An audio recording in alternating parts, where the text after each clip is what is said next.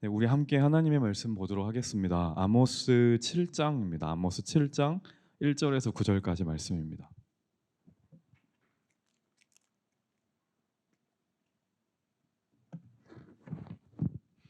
아모스 7장 1절에서 9절까지 말씀을 한 절씩 교독하고 마지막은 같이 합독하도록 하겠습니다. 주 여호와께 내게 보이신 것이 이러하니라. 왕이 풀을 벤 후 풀이 다시 움돋기 시작할 때에 주께서 메뚜기를 지으심에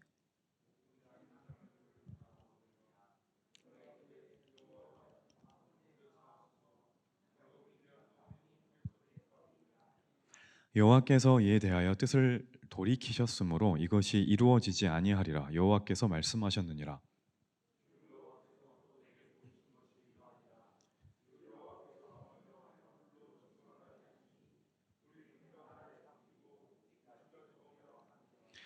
이에 내가 이르되 주 여호와여 청하건대 그치소서. 야곱이 미약하오니 어떻게 서리이까 하매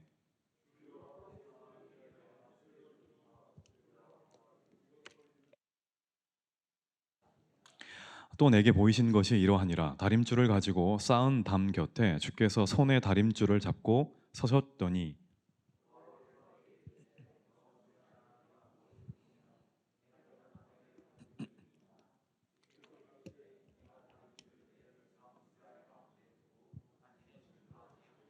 네, 같이 읽겠습니다. 이삭의 산당들이 황폐되며 이스라엘의 성소들이 파괴될 것이라. 내가 일어나 칼로 여로보암의 집을 치리라 하시니라. 아멘. 음. 네, 오늘 함께 살펴볼 본문의 내용은요, 그 아모스 선지자라는 사람에 대한 이야기입니다.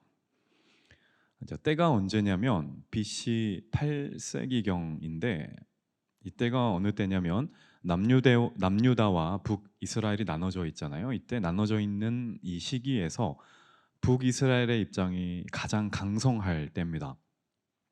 남북이 분단되어 있는데 북쪽에 있는 북이스라엘 왕국이 가장 강성할 때가 BC 8세기경, 지금 저희가 읽은 성경의 시대입니다. 나라가 부유하다는 말은 경제 활동이 왕성하고 누구나 창업을 하고 누구나 취업할 수 있는, 그리고 창업하거나 취업했었을 때 경제적인 이윤을 많이 얻을 수 있는 그런 경제적으로 열려 있는 것을 말합니다. 나라가 부유하니까 북이스라엘의 모습이 어땠냐면 사치스럽고 방탕한 문화가 만연해 있었습니다. 사람이 그런 것 같습니다.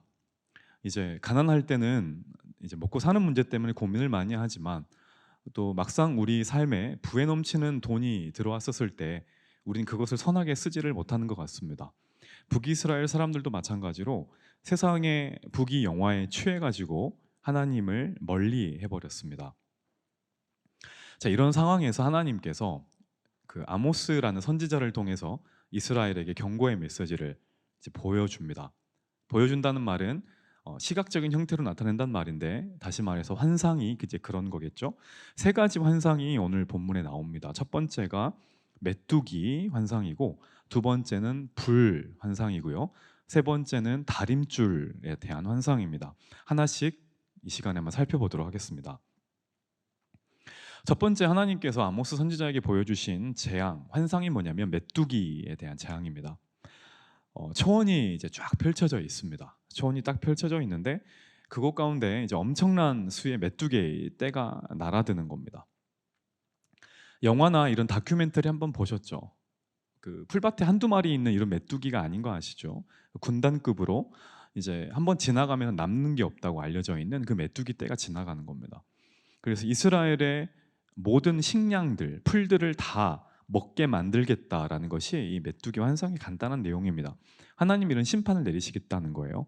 자, 그런데 우리가 좀 주목해서 보아야 될 부분이 있는데, 그게 뭐냐면 이 메뚜기 떼가 그 풀을 뜯어먹는 시기입니다.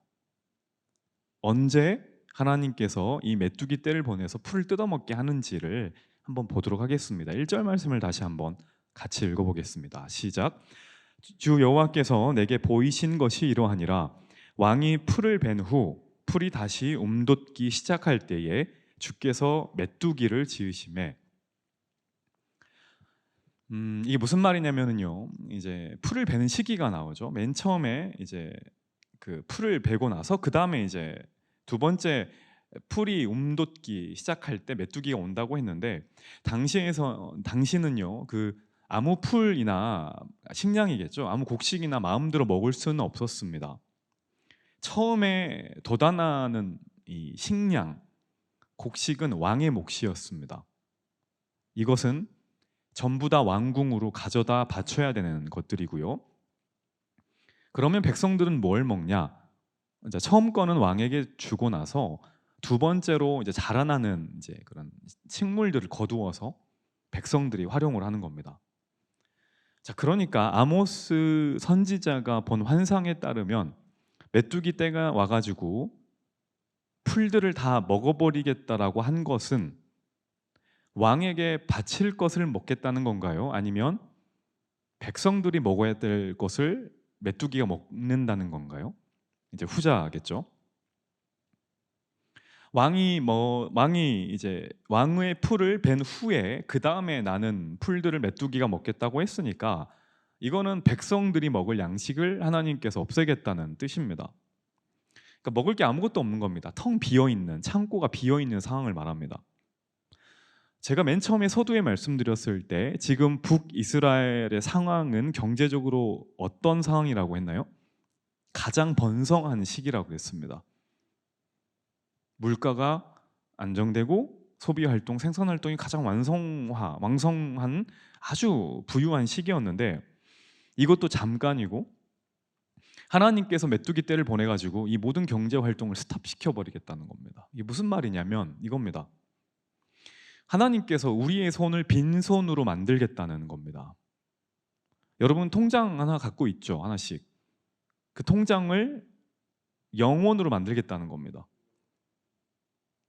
주식도 하고 계신 분들 모르겠는데 그 주식이 의미 없는 종이 쪼가리가 되게 만들겠다는 겁니다. 이 환상의 의미가 뭐냐면 이겁니다. 물질을 의지하고 살고 있는 이스라엘 백성들에게 돈이 전부인 줄 알고 살아가는 이 시대의 사람들에게 하나님이 말씀하시는 경고의 메시지입니다. 간단히 말하면 이겁니다. 너희들이 지금 의지해야 할 것은 통장이 아니라는 겁니다. 너희들이 지금 믿고 따라야 될 것은 재물이 아니라는 겁니다. 이게 영원할 것처럼 보이지만 그렇지 않다는 겁니다. 잘 먹고 잘 사는 것이 인생에 있어서 중요한 게 아니라는 것을 지금 이 환상을 통해서 말씀하는 겁니다. 취업하기 전에 특히 대학부 같은 경우는 뭐 청년부도 있으시겠죠. 취업하기 전에 청년들이 참 많습니다. 정말 간절합니다. 하나님밖에 없습니다. 그리고 취업을 합니다. 뭐 저희 교회뿐 아니라 제가 대학생 사역만 한 8년을 했으니까 많이 봤지 않겠습니까? 취업을 하기 전에 가장 간절해요. 취업을 하고 나서는 이제 월급날이 되죠. 가장 신나는 날, 이제 월급날이 되고 월급을 어떤 아이는 그런 청년도 있었습니다. 자기 첫 월급 하나님께 다 드린다고 전부 다 드리는 경우도 있었습니다. 혹시 이 자리도 계신지 모르겠어요. 시간이 지납니다. 월급이 쌓입니다. 적금도 쌓입니다. 통장의 금액은 늘어갑니다. 그러면 그런 생각이 문득 들 때가 있습니다. 11조가 아까운 겁니다. 11조의 큰 타격은 앞자리가 깨지는 거잖아요. 자릿수가 바뀌잖아요. 헌금도 아까운 겁니다. 왜 이런 현상이 발생하냐면 이겁니다. 내가 한 것 같으니까, 내가 일했으니까, 내가 상사에게 욕먹어가는 거 참아가면서 번 돈이니까. 뭐 저도 그랬습니다. 이게 되게 아깝더라고요. 난생 처음 그만한 액수가 내 통장에 입금된 적이 없는데 회사 생활을 하다 보니 이게 막 입금이 됩니다. 어찌나 쓰고 싶은 게 많은 건지 써도 부족한 겁니다. 카드 빚도 다 날아가고. 뭐 그런데 이제 괜찮습니다. 왜냐하면 월급이니까. 월급이나 이 말은 다음 달 월급이 또 입금되니까. 괜찮은 겁니다. 여기 직장인들 한번 곰곰이 한번 생각해 보십시오. 취업 전과 취업을 하고 나서의 지금 나의 모습을 한번 생각해 보십시오. 한결같습니까? 아니면 좀 다르던가요? 이게 우리의 삶의 모습입니다. 현실입니다. 하나님께서는 수많은 민족 가운데 이스라엘을 선택하셨습니다. 그리고 가나안 땅을 그들에게 허락하셨습니다. 하나님이 이스라엘 선택하시고 이들에게 가나안 땅을 선물로 주시면서 부탁한 것은 딱 한 가지입니다. 그게 뭐냐면 하나님의 말씀을 지키라는 겁니다. 딱 이것만 부탁하셨습니다. 그런데 이스라엘은 어떻습니까? 땅은 차지했습니다. 그런데 말씀은 버렸습니다. 말씀 없이 땅만 가지려고 했습니다. 근데 그게 우리들의 모습 아닙니까? 어떻습니까? 지금 하나님이 허락하신 곳이 있습니다. 학교, 그다음에 직장, 가정. 땅은 차지했습니다. 기도를 얻은 곳입니다. 주님이 우리에게 주신 곳입니다. 이곳에서 열심히 살아가 보려고 할 때 나의 가나안에서 내가 좀 힘 좀 써보려고 할 때 가장 방해가 되는 게 무엇이던가요? 말씀입니다. 가장 귀찮고 가장 불편한 게 말씀입니다. 내가 회사에서 가장 성공하려고 마음을 먹었을 때 나의 삶을 제일 불편하게 만드는 것은 말씀입니다.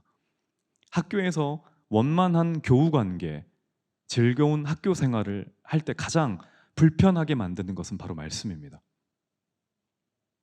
그래서 우리는 말씀을 버립니다. 말씀을 외면합니다.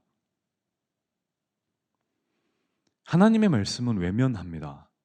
그러나 나의 가나안은 차지하려고 합니다. 그게 우리의 모습입니다.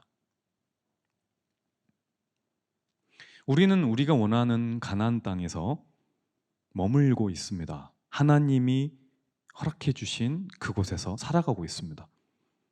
여기서 많은 열매를 얻기 위해 굉장히 바쁘게 살아갑니다. 어느 정도로 바쁘게 살아가느냐? 하나님의 말씀을 볼 시간이 없을 정도로 굉장히 바쁘게 살아갑니다. 어느 정도로 바쁘냐? 잠깐 시간을 내서 기도를 할 수 없을 정도로 바쁘게 살아갑니다. 왜 이렇게 바쁘게 살아갑니까? 이유는 한 가지입니다. 이 가나안 땅에서 잘 살아가기 위해서. 아이러니죠. 이상하지 않습니까? 분명히 가나안 땅을 우리에게 주신 분 누구입니까? 저와 여러분들에게 직장과 가정과 학교를 주신 분은 누구이십니까? 하나님입니다. 그런데 하나님 때문에 우리가 그 가나안 땅에 머물고 있는데 우리는 그 가나안 땅에서 오래 살아가려고 누구를 버립니까? 하나님을 버립니다. 지금 이스라엘 백성이 딱 이런 꼴인 겁니다. 하나님이 풍요를 주셨습니다. 하나님이 경제적인 번영을 주셨습니다. 하나님이 물질의 축복을 주셨습니다. 그런데 그것을 즐기고 그것을 누리느라 그것을 주신 하나님을 버린 겁니다. 그때 하나님께서 보내시는 게 뭡니까? 메뚜기입니다. 기근입니다. 나의 재정 상태를 굉장히 어렵게 만들어 버리는 겁니다. 내 통장을 탈탈 털어버리십니다. 이게 첫 번째 재앙입니다. 여러분, 우리는 지금 무엇을 의지하고 있습니까? 그리고 나의 지갑은 정말로 회개를 했습니까? 크리스천이 가장 먼저 회개해야 될 게 지갑이다라는 말이 있습니다. 나는 무엇을 위해서 그렇게 물질을 쓰는지 돌이켜봤으면 좋겠습니다.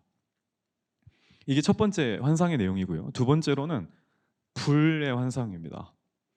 7장 4절 아모스 다시 한번 같이 한 목소리로 읽어보도록 하겠습니다. 시작. 주 여호와께서 명령하여 불로 증벌하게 하시니 불이 큰 바다를 삼키고 육지까지 먹으려 하는지라. 자, 첫 번째 재앙은 메뚜기였고요. 두 번째는 불로 인한 재앙입니다. 자, 그런데 우리가 이 구절을 읽어보면 되게 좀 이상한 게 있습니다. 이 뭐가 이상하냐면 그 상식적으로 불이 이제 시작되면은 바다에서 시작할까요? 산에서 시작할까요? 육지에서 시작할까요? 육지에서 시작해야 됩니다. 바다에서 불은 나지 않습니다. 화산 폭발 아니면. 그런데 사절을 보면 이 불이 어디서부터 오냐면 바다에서부터 옵니다.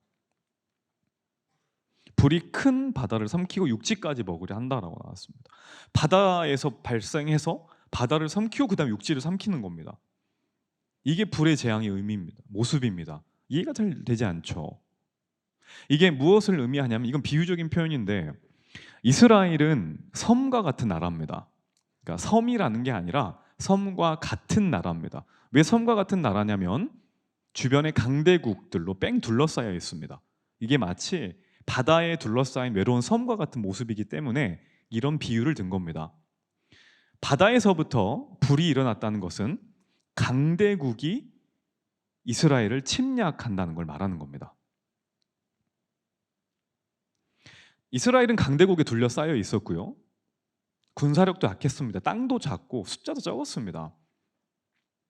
그런데 언제 이들이 공격받아도 이상하지 않는 이런 나라인데 공격을 받지 않고 있었다면 이유는 한 가지입니다. 그게 뭐냐면 하나님께서 이스라엘을 보호하고 계셨기 때문입니다. 이스라엘을 보호막을 치시고 지키고 계셨다는 겁니다. 눈에는 보이진 않죠. 그런데 하나님께서는 모든 역사 가운데 섬과 같이 고립되어 있는 이스라엘을 지키시고 계셨던 겁니다. 자, 이런 상황에서 정답이 뭐냐? 하나님을 더욱 의지하는 겁니다. 요한 나의 산성 반석이니까 더욱 하나님을 의지하는 겁니다. 그런데 이스라엘이 그렇지 않은 겁니다. 주변의 나라들을 더 의지하기 시작한 거예요. 그러니까 하나님이 이러한 징벌을 내리는데 그 징벌이 뭐냐면 보호막을 걷어버리시는 겁니다. 그러니까 이스라엘이 그동안에 유지될 수 있었던 그 보호막을 걷어버리니까 주변에 있는 불길들이 이스라엘로 몰려든 겁니다. 강대국들이 침략하는 겁니다. 여러분, 우리도 마찬가지입니다. 우리 눈에는 보이지 않습니다. 그래도 하나님께서는 우리 한 명 한 명을 지키시기 위해서 보호막을 마련해 놓고 계십니다. 본문의 표현을 빌리자면 바다에서 불길들이 밀려와서 육지를 삼키려고 할 때 나의 삶도 그 불길로부터 지키고 계시고 나의 가정도 지키고 계시고 나의 모든 것을 주님께서 보호하시고 지키고 계신다는 말입니다. 근데 우리가 끊임없이 죄를 짓고 하나님 외의 것들을 자꾸 의지하면은 하나님이 어떻게 하실까요? 이거 빼버리는 겁니다. 보호막을 빼버리는 겁니다. 그래서 강대국의 공격에, 마귀의 공격에, 유혹에, 핍박에 그대로 노출되는 겁니다. 여러분, 뭐가 하나님의 심판인지 아십니까? 하나님의 심판은 직접적으로 하나님이 우리를 때리는 게 아닙니다. 이거 빼버리는 겁니다. 보호막을 걷어버리시는 것이 하나님의 심판입니다. 이것이 재앙입니다. 예전에 제가 가족들하고 함께 그 강원도에 있는 어떤 목장에 간 적이 있습니다. 그 양들이 되게 많았는데 그 되게 신기한 광경을 목격했습니다. 차가 많이 다니고 사람들이 많이 다니는 그런 번화한 거리에 누가 있었냐면 양이 한 마리 있는 겁니다. 도저히 있을 수 없는 곳에 양이 있어 차들이 막 위험하게 지나가고 오토바이가 피해가고 막 그런 지경이 있었습니다. 가출한 양인 것 같습니다. 그래서 몇몇 그 남자 장정들이 뭐 저를 포함해서 그 양을 다리를 하나씩 잡고 들어가지고 울타리에 넣어준 적이 있습니다. 무겁더라고요. 생각보다 귀여워 보였는데 그 여러분 있잖아요. 그 목자가 양을 죽이는 법은 간단합니다. 칼로 죽이는 게 아닙니다. 그냥 냅두면 됩니다. 냅두면 양이 자기가 가고 싶은 길을 막 걸어갑니다. 그러다가 잡아먹게 죽는 겁니다. 낭떠러지 떨어져 죽는 겁니다. 양은 틀림없이 죽습니다. 말라기 3장에 보면 이런 내용이 나옵니다. 3장 11절 한번 같이 읽어보겠습니다. 시작. 만군의 여호와가 이르노라 내가 너희를 위하여 메뚜기를 금하여 너희 토지 소산을 먹어 없애지 못하게 하며 않게 하리니. 나오죠? 내가 너희를 위하여 메뚜기를 금하여 너희 토지 소산을 먹어 없애지 못하게 하며 포도나무 열매가 떨어지지 않게 한다. 누가 지키냐면 하나님이 지킨답니다. 하나님이 메뚜기를 막아주신답니다. 자, 그런데 중요한 것은 이 보호의 은혜가 누구에게 임하냐면 바로 앞에 나오는데 말라기 3장 9절 10절을 또 같이 읽어보겠습니다. 시작. 너희 곧 온 나라가 나의 것을 도둑질하였으므로 너희가 저주를 받았느니라. 만군의 여호와가 이르노라 너희의 온전한 11조를 창고에 들여 나의 집에 양식이 있게 하고 그것으로 나를 시험하여 내가 하늘 문을 열고 너희에게 복을 쌓을 곳이 없도록 붙지 아니하나 보라. 자, 무슨 말이냐면 11조는 이런 고백 아닙니까? 내게 있는 모든 것이 하나님의 것입니다라는 고백이잖아요. 나의 있는 모든 것이, 내가 가진 모든 것이 하나님께서 주신 것입니다라고 인정하는 사람들에게 하나님이 보호하시는 축복을 허락하신다는 말입니다. 질문 드려보겠습니다. 여러분, 마귀가 우리의 재산을 손댈 수 있을까요? 없을까요? 있습니다. 여러분 통장 비밀번호 다 압니다. 마귀는 다 압니다. 손댈 수 있습니다.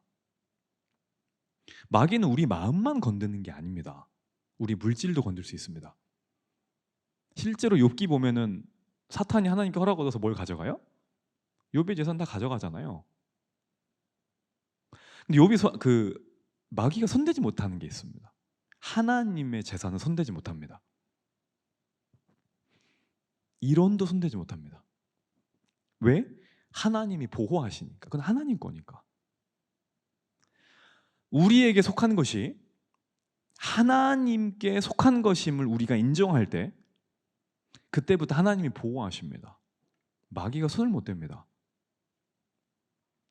만약에 내가 가지고 있는 것들을 내가 소유권을 주장하고 내 거다라고 말하면 마귀가 그걸 건드는 겁니다. 얼마든지 뺏길 수 있습니다. 사람이든 관계든 돈이든. 그게 뭐냐면 하나님이 쳐준 보호막 없이 제가 앞서 비유를 든 길가에 나앉아 있는 양처럼 살아가는 겁니다. 그러니까 예상치 못한 일들이 빵빵 터지는 겁니다. 믿었던 사람들에게 사기를 당합니다. 돈을 잃어버립니다. 도둑났습니다.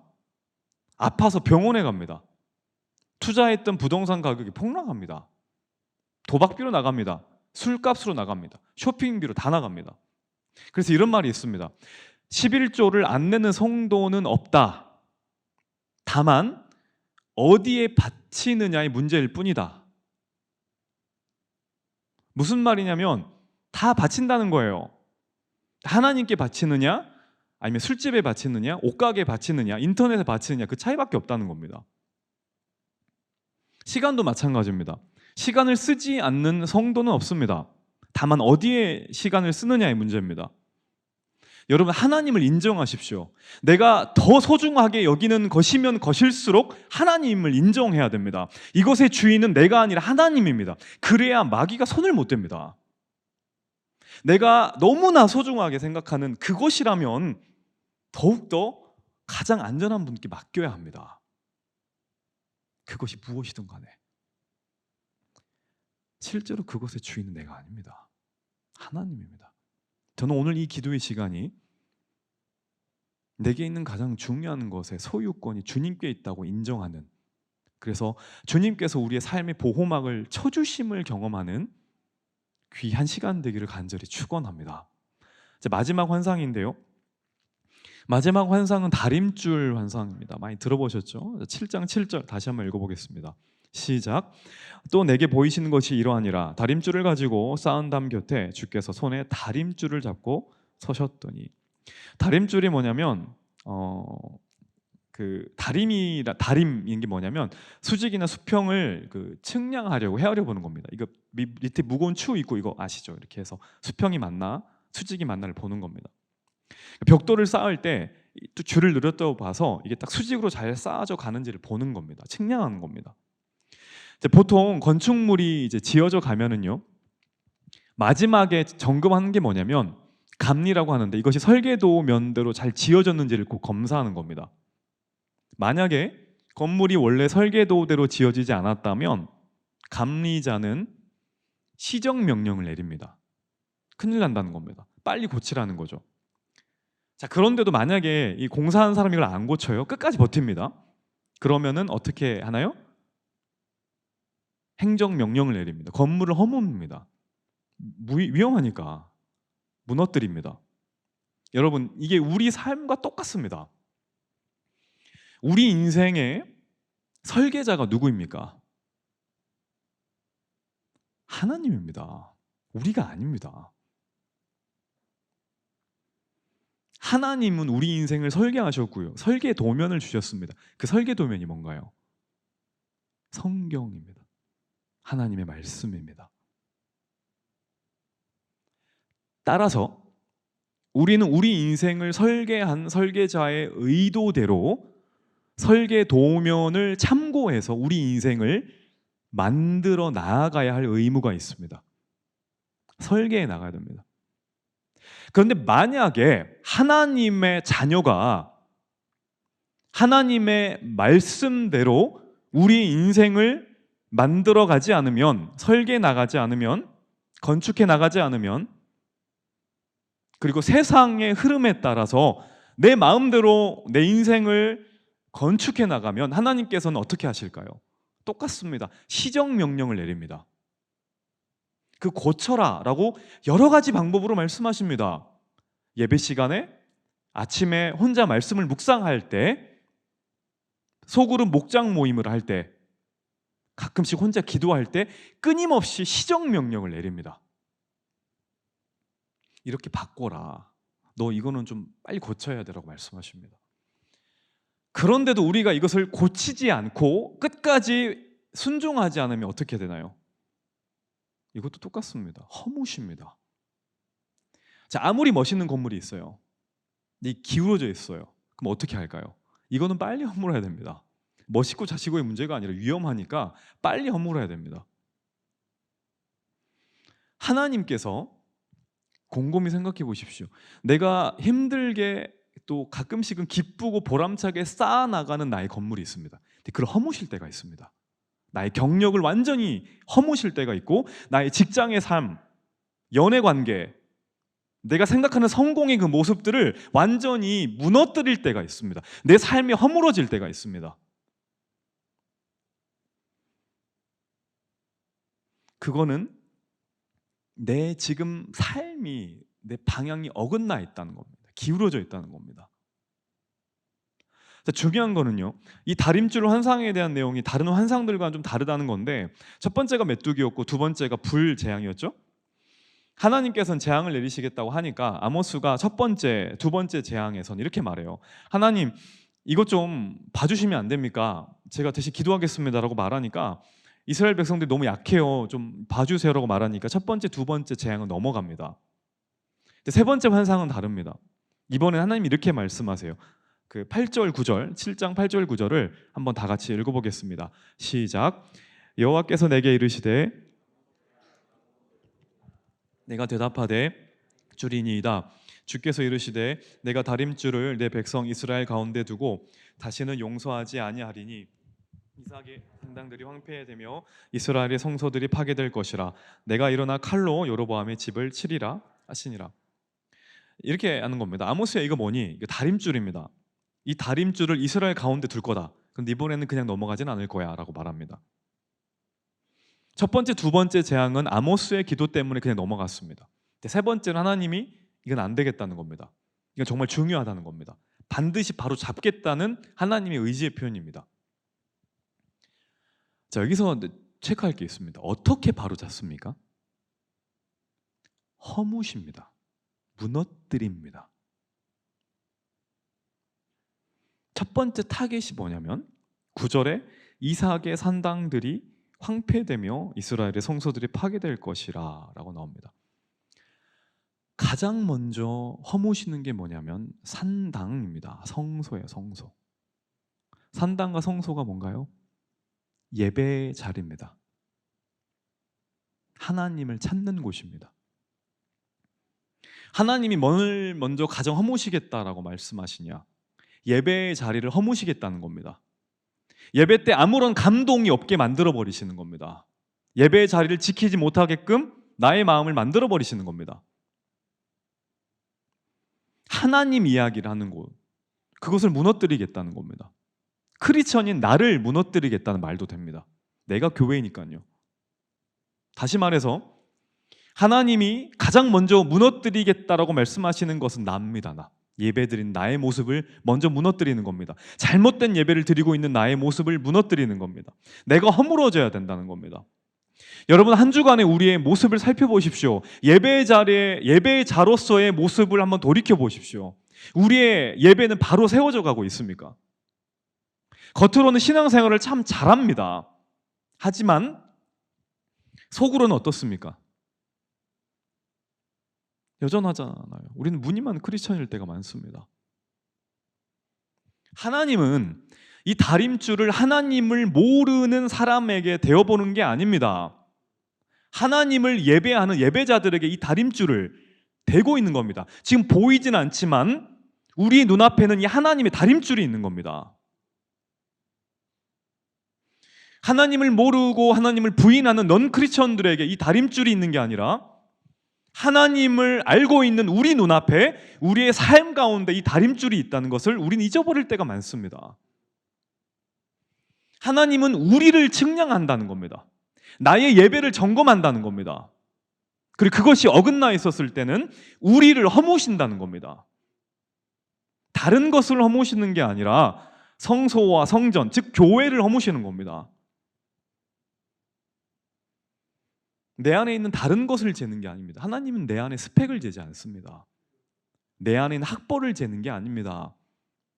내 안에 있는 업무 성과를 다림줄로 재보는 게 아닙니다. 이거 좀 부족한데 라는 거 아닙니다. 그분이 보시는 거는 성전으로서의 나의 모습입니다. 어떻습니까? 삐뚤어져 있죠. 기울어져 있죠. 이게 우리 예배자로서 우리 모습 아닙니까? 하다 하나님이 시정명령을 내리는데도 우리의 예배가 어긋나 있으면, 크리스천으로서의 나의 삶이 어긋나 있으면 주님이 우리 삶을 허무십니다. 철저하게 허무십니다. 완전히 넘어지는 겁니다. 완전히 좌절하는 겁니다. 그것을 우리는 고난이라고 말합니다. 중요한 건 이겁니다. 왜 허무십니까? 우리를 망하게 하려고 허무시는 게 아닙니다. 하나님이 우리를 망하게 하시려면은 우린 진짜 살아남지 못합니다. 하나님이 우리의 삶을 허무시는 데는 목적이 있습니다. 그 목적이 무엇인지를 반드시 기억해야 됩니다. 하나님이 우리의 삶을 허무실 때, 그때는 그분이 우리의 삶을 다시 지을 때입니다. 이것을 절대 잊으시면 안 됩니다. 나의 건물이 무너질 때가 있습니다. 나의 목표가 무너질 때가 있습니다. 나의 관계가 무너질 때가 있습니다. 나의 직장이 무너질 때가 있습니다. 그때는 하나님의 건물이 세워질 됨을 반드시 믿으셔야 됩니다. 나의 계획이 어긋날 때가 있습니다. 그때는 하나님의 계획이 온전히 세워질 됨을 반드시 기억하셔야 됩니다. 하나님은 압니다.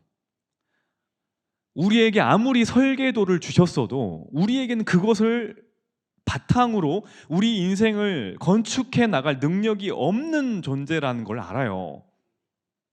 실제로 그렇잖아요. 우리가 성경을 솔직히 몰라서 우리가 우리 인생을 못 샀습니까? 능력이 안 되니까 안 되잖아요. 그래서 이 다림줄에 미치지 못하는 나를 위해 누구를 보내십니까? 그게 예수님입니다. 오늘 목사님이 새벽에 말씀하셨던 중보자가 바로 이겁니다. 나와 함께 나의 인생을 건축하시는 분, 그분이 우리 구주 예수님입니다. 우리는 늘 우리 인생을 허무는 존재밖에 안 됩니다. 우리가 만들었다고 하는 것도 곧 무너질 겁니다. 왜냐하면 잘못 지었으니까. 그런데 날마다 인생을 잘못 지어가는 우리의 건축물을 바로 세워가시는 분이 누군가요? 예수님입니다. 우리 안에 있는.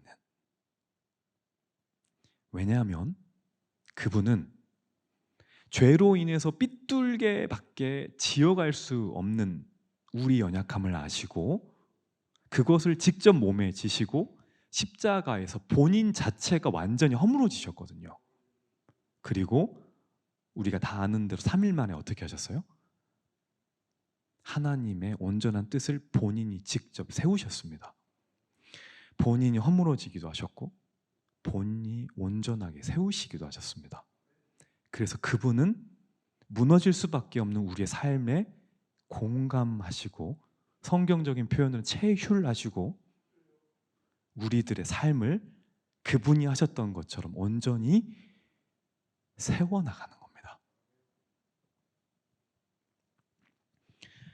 여러분, 그래 신앙이 뭔지 아십니까? 신앙은 내가 내 성을 잘 쌓아나간다는 게 아닙니다.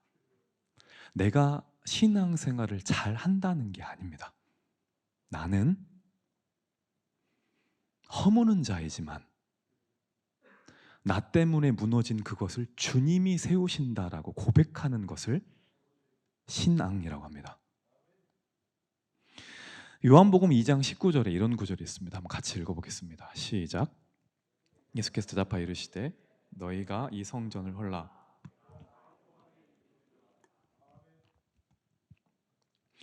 우리를 향해서 이렇게 말합니다. 너희가 어떻게 하래요?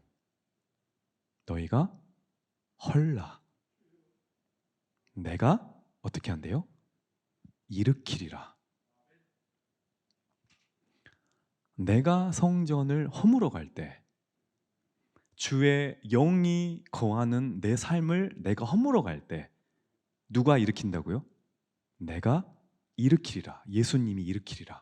이게 우리의 정체성입니다. 우리는 교회를 허무는 자입니다. 우리는 말씀을 무너뜨리는 자입니다. 날마다 어긋나 있고 날마다 삐뚤어져 가게 살아갑니다. 그래서 우리가 자책을 하죠. 괜찮습니다. 원래 우리는 그런 존재입니다. 다만 엉망진창처럼 보이는 우리의 삶이 어느 시점 지난 뒤에 너무나 아름다운 건축물이 되어 있는 이유는 내가 잘해서가 아니고 보이지 않는 곳에서 나를 위해 늘 기도하시며 삐뚤어져 있는 나의 삶을 바로잡아 주시고 괜찮다 말씀하시는 우리 주님 때문입니다. 포기하지 마십시오. 내 삶이 무너져 갈 때, 오늘 제목처럼 내 삶이 허물어져 갈 때는 우리 인생이 망하는 때가 아닙니다. 하나님께서 하나님의 계획대로 내 삶을 다시 세워나갈 때입니다. 주님이 늘 우리 함께 계셔서 모든 것을 가장 귀하고 아름답게 만들어 가실 겁니다. 그 귀한 축복을 경험할 수 있는 저와 여러분들이 되기를 주의 이름으로 간절히 축원합니다.